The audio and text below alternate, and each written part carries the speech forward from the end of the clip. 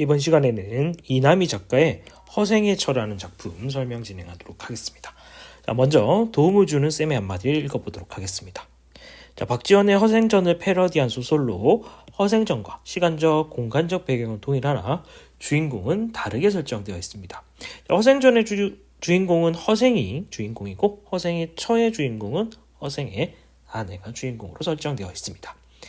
허생전에서는 부차적 인물에 지나지 않았던 인물을 중심인물로 바꾸어, 그러니까 아내가 주인공으로 바뀌어져서 전면에 내세움으로써 허생을 옹호하는 허생전과 달리 허생을 비판하는 작품을 만들고 있습니다. 이처럼 부차적 존재였던 여성 인물을 전면에 내세워 중심인물이었던 남성을 비판하는 것은 양성평등의 이념을 실현하고자 하는 의식 및 운동과 밀접하게 관련되어 있다. 그래서 이것이 주제와 관련이 있다라고 보시면 되겠습니다. 그래서 시점과 주제 부분을 한번 체크를 해 두시면 좋을 것 같죠. 허생전 같은 경우에는 전체 작가 시점으로 설정되어 있는 반면에 허생의 처는 1인칭 주인공 시점, 그러니까 허생의 아내의 시점에서 이야기가 전개되고 있습니다. 그리고 주제는 가부장적 남존여비, 남성은 존귀하게 여성은 그에 비해서 비천하게 여겨지는 사상에 대한 조선 사상에 대한 비판을 하고 있는 소설이다 라고 보시면 될 것 같습니다. 그리고 허생전의 주제도 함께 정리해두면 좋을 것 같습니다. 허생전은 허례허식과 대의명분에 사로잡힌 조선 사회에 대한 비판, 그러니까 사회 전체적인 문제에 대해서 비판을 하고 있고, 허생의 처의 주제는 남성 중심주의의 중심에 가부장제를 비판하고 있는, 그래서 사회의 문화적 특성에 대해서 비판을 하고 있는 소설이다 라고 보시면 되겠습니다. 자, 그러면 내용을 한번 살펴보도록 하겠습니다. 오랜만에 그의 벗이 찾아와 술상을 마련해야 했던 날이다. 술상을 들여다보니 본의 아니게 대화를 엿들었다. 그러니까 아내의 시점에서, 1인칭 주인공 시점에서 이야기가 전개되고 있다는 걸 확인할 수 있겠네요. 무슨 책을 읽었는데 그렇게 꼼짝 않고 틀어박혀 지냈나? 친구의 말인 거죠. 공자님도 책을 맨 가죽끈이 3번이나 끊어질 정도로 읽었다는 책 10년을 기억했는데 이제 꼭 절반이네. 그래서 이 사자성어, 관련 사자성어는 위편삼절이라고 해서 책이 3번 끊어질 정도로 독서를 많이 했다. 다독에 관한 사자성어를 확인할 수 있습니다. 주역을 10년 읽는다. 주역이라 하는 건 점술과 역법, 그러니까 천문에 관한 내용을 다룬 책입니다. 그래서 이제 귀신이라도 부릴 수 있다. 점도 볼 수 있고 하늘에 또는 그 우주의 원리에 대해서 깨닫는 책이기 때문에 이렇게 얘기를 하고 있는 거죠. 실내, 난 단지 꿰뚫어보고 싶을 뿐이야. 이 세상, 이 우주를 두고 이런 이폐지활하고 말할 수 있는 것을 찾고 있다. 그래서 이런 이폐지활 한마디로 다 설명할 수 있다라고 해서 이 허생이라는 인물은 세상에 대해서 진리를 탐구하고자 하는 욕구가 상당히 강한 인물이라는 걸 확인할 수가 있겠습니다. 과거는 어쩌하고 나더러 진흙탕에 스스로 몸을 던지란 말인가. 그래서 과거 벼슬살이에 대해서 부정적인 태도를 가지고 있다는 걸 확인할 수가 있겠죠. 이 진흙탕이라는 단어를 통해서. 싫으면 바로 잡으면 되지 않나. 젊은 사람이 그만한 패기와 경륜도 없나. 그냥 썩기는 자네 재주가 너무 아깝지 않은가. 패기가 없어서 아닐세. 무작정 들기에는 세상은 너에게 너무 투명해 라고 얘기하고 있습니다. 그래서 속세에서 세상에 나가서 자신의 뜻을 펼치기에는 세상이 가진 가치관과 다름을 반어적으로 표현하고 있습니다. 그러니까 세상은 내가 뜻을 펼치기에는 너무 더러워, 이런 의미로 해석하면 되겠죠. 내 뜻과 세상은 맞지 않아.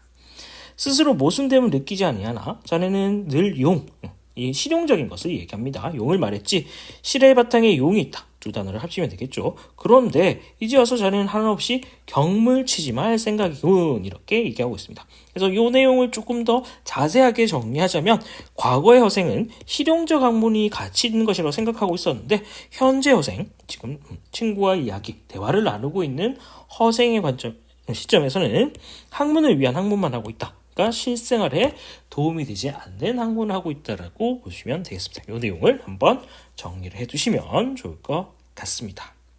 자, 다음 장. 아니야, 난 변했어. 몇 년 전일까 소현세자께서 청나라에 돌아와 2달도 못 되어서 갑자기 돌아가신 적이 있지. 그때도 그 죽음을 놓고 세상이 시끄러웠지. 난 그로부터 세상 물정을 가능하기 시작했다. 세상 물정이라는 게 이제 정치적 현실, 사회적 그 상황에 대해서 생각해 보게 되었다. 그러니까 여기부터 이제 인식이 바뀌었다는 거겠죠. 생각해보기에 내 문벌이면 어디까지 올라갈지 뻔하지. 그러니까 나의 가문이 그렇게 높지 않기 때문에 올라갈 수 있는 출세에는 한계가 정해져 있다. 혹 출세할 수 있어 내 뜻을 펼치려고 한다고 가정하세. 이처럼 얽혀드는 조정에서 그게 용납될까? 그러니까 이 얽혀드는 조정이라는 게 혼란스러운 조정이라는 사회라고 보시면 되겠죠. 창랑의 물이 더러우면 발을 씻어야지 갓끈을 씻으면 안 되네.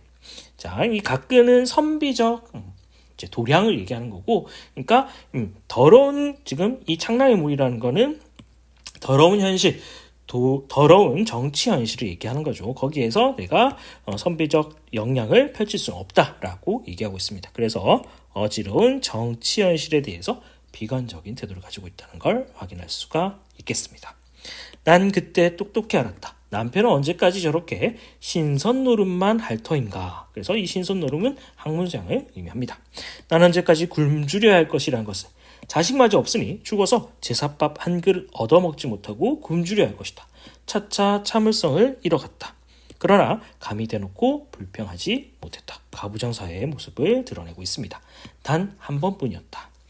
양식이 없어, 먹을 것이 없어 하루 종일 굶은 다음 날이었다. 술을 놓고 있는데 흉배 앞 뒷짝을 완성해야 싹을 받을 수 있으므로 마음이 급했다. 이 흉배라는 건 이제 옷을 만들어서 지어서 파는데 이 앞부분에 자수 같은 걸 놓아가지고 이제 옷을 싹 바느질 해가지고 이제 먹을 것을 얻고 있는 상황이죠. 그래서 현기증도 나고 눈이 자꾸 침침해져서 학의 부리를 번번이 새로 고쳐 놓아야했다. 그래서 자수에 학을 놓고 있었던 거라는 걸 확인할 수가 있겠습니다.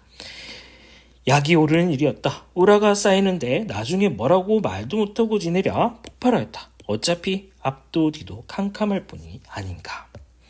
당신은 밤낮 없이 글을 읽는데 과거 응시하지 않으니 어찌 된 것입니까? 남편은 여전히 책에 시선을 둔 채 가볍게 대꾸했다. 공부가 미숙한 때문이요. 그럼 장사라도 해야 먹고 살아야죠. 장사는 미천이 없는데 어찌하겠소. 그럼 공장에서 일이라도 하시지요. 공장에는 기술이 없으니 어찌하겠소. 당신은 밤낮으로 독서를 하더니 배운 것이 고작 어찌하겠소 타령입니까? 사람은 생명이 있은 다음에야 무엇이든 할 수 있는 법인데 이제 우리는 굶어 죽을 지경에 이르렀으니 무슨 방법을 찾으셔야 합니다. 10년을 약속했는데 이제 7년밖에 되지 않았으니 날더러 뭘 하라는 거요? 라고 이제 두 사람의 갈등이 나타나는 부분이다. 갈등이 최고조에 달한 부분이다. 라고 보시면 되겠습니다. 그러니까 여기서는 자신의 지적 욕구를 충족하기 위해 가족의 생계에 대해서는 무관심한 허생의 부정적인 모습이 나타나고 있다라고 정의할 수 있겠고 가치관의 대립도 나타나고 있습니다. 허생은 진리 탐구를 위한 삶을 살고 있고 허생의 처는 생존을 위한 삶을 살아야 한다. 그러니까 생계를 유지하기 위해서 뭔가 방법을 찾아야 된다라고 얘기를 하고 있는 상황입니다. 대체 무엇을 위해 독서를 하십니까? 남편은 대답이 공색해지자 할 말이 없어지자 책을 탁 덮고 일어나서 딴소리를 했다. 애석하구나. 겨우 7년이라니. 그러고는 집을 나가서 돌아오지 않았다. 자, 그 다음에 다음 장 넘어가서 사람들은 남편이 뛰어난 인재라고 했다. 능히 천하를 경영할 재주가 있다. 라고 하는 사람도 있었다. 그러나 남편이 죽는지 사는지 아내가 모르고 아내가 죽는지 사는지 남편이 몰라야만 뛰어난 인재가 있는 거라면 그 뛰어난 인재란 말은 분명히 쓸모없는 존재라는 뜻이겠다. 그래서 세상의 평가에 대해서 부정적인 태도를 가지고 있는 거죠. 그러니까 이게 있는지 없는지 신경 쓰지 않는 건 서로에게 간섭을 하지 않는다라고 보시면 되겠죠. 이 세상이 돌아가는 법칙이란 성현들, 현명한 선비들이 주장하는 것처럼 그렇게 복잡하고 어려운 것이 아닐 것이다. 사람이 행복하게 살면 자식을 낳고 그 자식의 보다 좋은 세상을 살도록 해주는 거, 그거 말고 무엇이 있을 수 있겠는가? 그러니까 허생이 생각하는 그 학문적 이치보다는 허생의 처는 이렇게 그냥 행복 자체가 삶의 가치, 삶의 목적이 된다라고 생각하고 있다는 걸 확인할 수가 있겠습니다. 어머니는 죽고 서모는 살아남았다. 난 판단할 수 없었다. 어머니는 죽어 잠시 칭송을 받았는지 모르나 서모는 살아남아 자식들을 키우고 집안을 돌보았다. 지금도 청안에서 윤복이 뒤를 봐주고 있는 것이다. 그러니까 이 어머니와 서모 두 사람을 비교하고 있는 거죠. 어머니는 이제 지조와 절개, 순종적인 삶, 가부장적 사회에 잘 표상이 되는 인물이고, 서모는 가족들을 위해서, 가족의 행복을 위해서 희생했던 사람이다 라고 보시면 되겠죠. 두 사람이 대조되고 있습니다. 한참 떡을 찌고 있는데 남편이 들어왔다. 무슨 일이요? 친정에 가려고요. 길냥식으로 백설기를 쪘습니다. 무슨 이유로 친정에 일이 있는가? 아닙니다. 나는 여전히 외면했고 말하고 싶지 않았다. 다시 돌아오지 않을지 몰랐으나 고고하게 변명하고 싶지 않았다. 저녁 밥상을 물려가는데 남편이 불렀다. 잠시만 앉으오. 내가 할 얘기가 있어.